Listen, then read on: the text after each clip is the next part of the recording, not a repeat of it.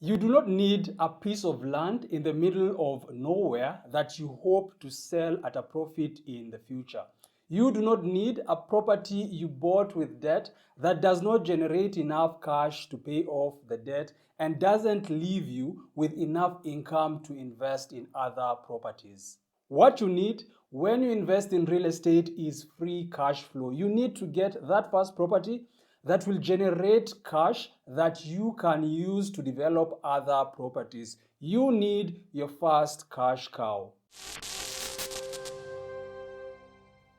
The mentality that you might have when you go into real estate investing is that you will buy the piece of land, a road or some other development will happen in that area, the price of the property will shoot up and you will sell it at a neat profit. I actually remember the first time I was exposed to real estate. This was about 20 years ago when I heard of someone who had bought a plot near my family's land in Thika. The story was that 6 months later, the person sold it for twice what he had purchased it for. Stories like that can make the part of you that salivates for money start drooling. It is not that those stories you hear are not valid. Without a doubt, ideally, you are not meant to lose money when you invest in land. This is because the price of real estate rises to keep up with inflation. As the general cost of things in the country increases, so does real estate's value. Ideally, you should not have a problem buying and selling land at a higher price. The problem comes when you expect this to happen fast. You might end up taking loans to buy the property, which will put you in a position where you can make a loss. Also, you might put too much of your money into land, which destabilizes your financial situation. Your problem when investing in real estate will come from the amount of capital you need. You need a lot of money to buy land or buildings. I do not mean in absolute terms, because I've heard of places you can buy land for about 100,000 shillings. I mean the proportion of your net worth. When you do it the wrong way, real estate will take most of your wealth at best and at worst lead you to rely on debt. And getting the mortgage will not always be a problem because the land will act as collateral. The lenders will sometimes be willing to give you 100% of the money you need to make the purchase. The next thing to happen is that you will get some education or character development on investing with borrowed money. The timing of the loan repayment and the income you receive from the property will not match. You will need to start paying off the loan immediately. On the other hand, it will take time before you begin receiving income from the investment. And this could even take years. It is not unusual for people to fall behind on loan payments and lose their property. Let me make clear how huge the amount of money you will need. A former governor of Kiambu wanted to buy a building, and so he deposited 20 million while he went off to look for a loan to pay the balance. Unfortunately, he could not get a loan and ended up losing his deposit. The amount of money involved in real estate can complicate your life in ways you did not expect. Another complication of investing in real estate is that not all property is the same. This means that you need specialized knowledge if you're going to invest in real estate successfully. Buying land is not like buying a government bond. Except for differences in interest rates, one government bond is more or less the same as any other. Investing in real estate, though, is like starting a business. Every business is different. If you have searched for an apartment to rent, you might realize that there can be huge differences between different buildings. You might go to a place where two buildings are next to each other. From the differences in how much work the landlords put in the construction, the rent in one might be higher than the other. Because of the differences, you might find one fully occupied while the other is so empty that you feel like you might get mugged in the corridors. There can also be differences between apartments in the same building. A few years ago, My wife and I went apartment hunting, and this building had two vacant apartments, one on the ground floor and the other on the sixth floor. The ground floor one was dark and smelled wet, and it cost 4,000 shillings less than the sixth floor one, which was much better lit. You might have two pieces of land next to each other, and they might be the same size, but do not assume that they are the same. The developer or the subdivider might have the same price for all the plots, but their value will differ. When you lose sight of the value, you will end up paying more than you should, or you might buy a piece of land that you have not seen, thinking that all land is the same anyway.